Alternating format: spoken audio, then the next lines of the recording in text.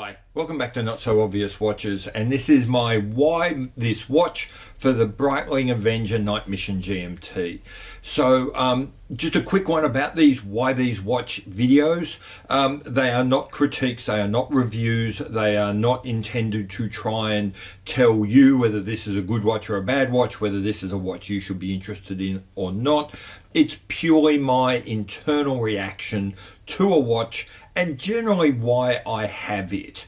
There may occasionally one day be one of these about why I don't have a watch, but I haven't got around to doing that just yet. So this is why do I have this watch, and this watch being the Breitling Avenger Nightmission GMT.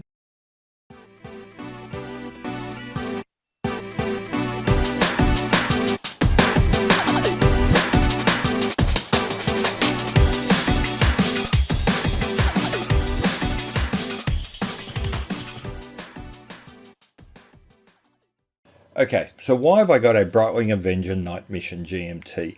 There's really three parts to that answer in ascending order of importance. First off, I've kind of got a soft spot for Breitling. It's a brand which appeals to me, starting from their basic reason for being, instruments for professionals, whether that's a pilot, diver, someone timing a sporting event, just someone who has to go to a meeting and look professional.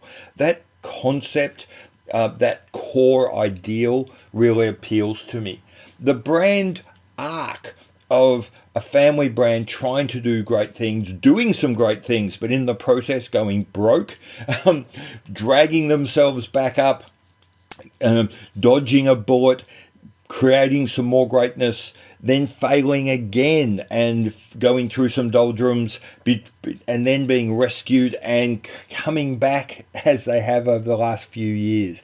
That kind of striving for greatness, failing, but then getting back up off the carpet, that's something I love. It's one of the reasons why, if you ask me what my favorite car companies are, they're all companies like Lancia and Maserati that have had that same narrative.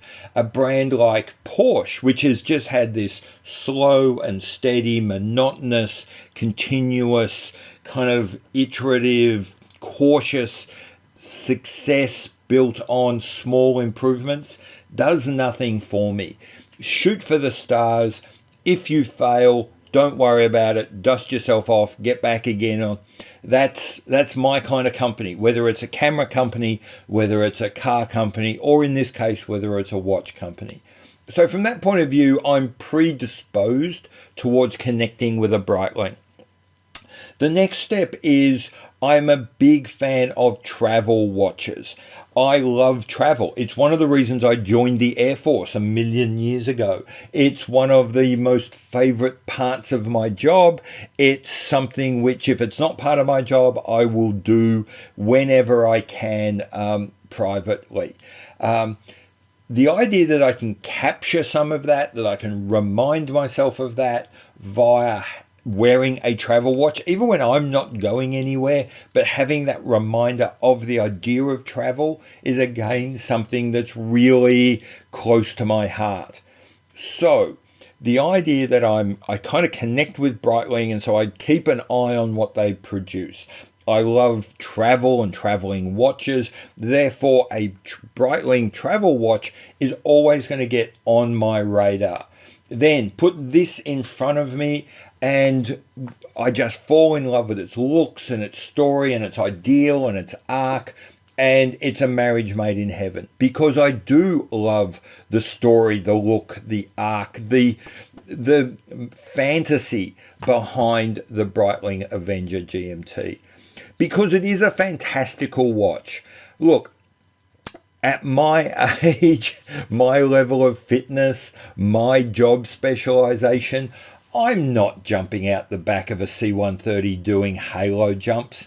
I'm not escaping from a small submarine and then swimming underwater to mine an enemy ships. That's not me. But there's a little part of every guy who thinks, well, maybe that's a fantasy version of me that I would like to indulge. That's what this watch does. it indulges that fantasy version of yourself, that fantasy ideal of yourself that says maybe you could be that guy, maybe you could be that person. And if for whatever reason that happened, like some movie script, well, then this watch would be the one for you. Even then, you know what? It probably wouldn't be. Even then, it would probably still be a G-Shock, but I don't care because I would feel more like this watch is the one I want. And at the end of the day, watches, jewelry of any sort, it's about the fantasy, it's about the fiction, it's about the story that it makes you feel.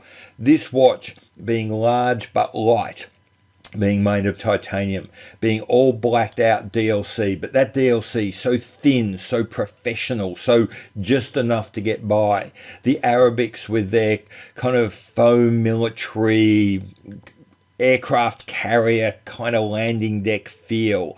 The rider tabs on the bezel there so that you can use the bezel when you're freezing cold with your big thick gloves on, which you will probably never have. But the idea that they're there for that moment, all of that just comes together to produce a watch I love. So why do I have this watch? I have this watch because it's from a brand I connect with, whose story feels like it has a connection to mine.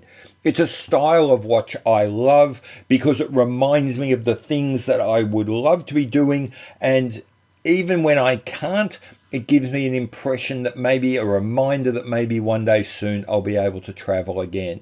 And then with those two preconditions met, it's a watch I just really love the look of. It's the look invokes, reminds me, inspires me of a fantasy, go anywhere, do anything, adventurous traveler that I would love to be. And I'm a massive fan of having objects around me that remind me of the kind of person I would like to be. And that's why this is my watch. So that's my incredibly subjective, entirely personal, relevant only to me story of why I have a Breitling Avenger Nightmission GMT. What are your thoughts on the watch? Love it, hate it, think it's okay but not for you? You kind of think it, you see the kind of flaws in it that I glossed over. It doesn't really matter, but it's still interesting to know. So if you've got ideas, thoughts, things you'd like to say, stick them in the comments below. And I've been Pete McConville. This has been Not So Obvious Watches, and I'll see you later. Bye.